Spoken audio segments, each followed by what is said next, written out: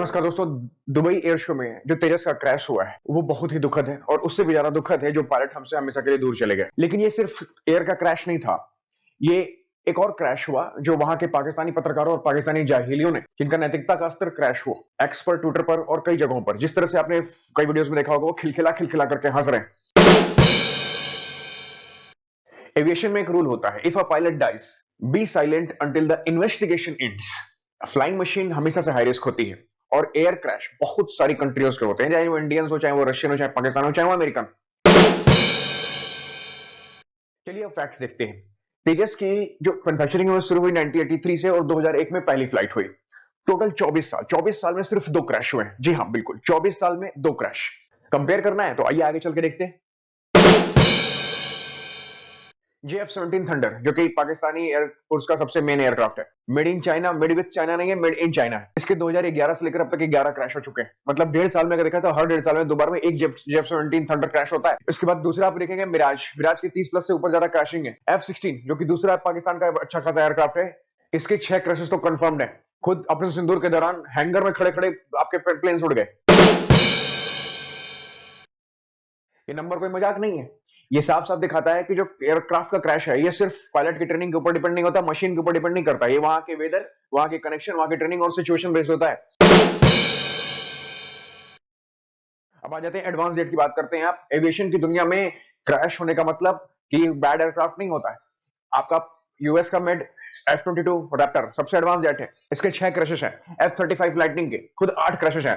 Sukhoi के 10 plus से और टाइफून जो यूरोपियन फाइटर रेंटल टाइफून है, इसके 7 प्लस से ज्यादा क्रैशेस हो चुके हैं और ये ट्रेनिंग एक्सरसाइज इन सभी के दौरान हुए हैं।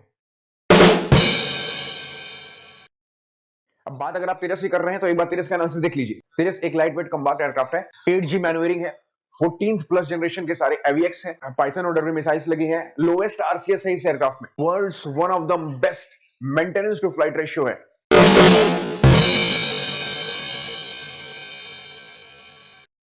और ये हरकतें सिर्फ इन्हीं नीचों की हो सकती, क्योंकि अभी हाल ही फिलहाल में जो रशियन आपकी एविएशन की टीम थी जो दुबई एयर शो में गई थी, जो यूएस की टीम थी, इन दोनों ने होमेज पे किया है उस स्मार्ट पायलट को लेकर के। उन्होंने कुछ मैन्यूवरिंग करके अपनी श्रद्धांजलि अर्पित की, जो बिना क्लास के लोग होते हैं, क्योंकि एयरक्राफ्ट मांगे तांगे के तो है नहीं,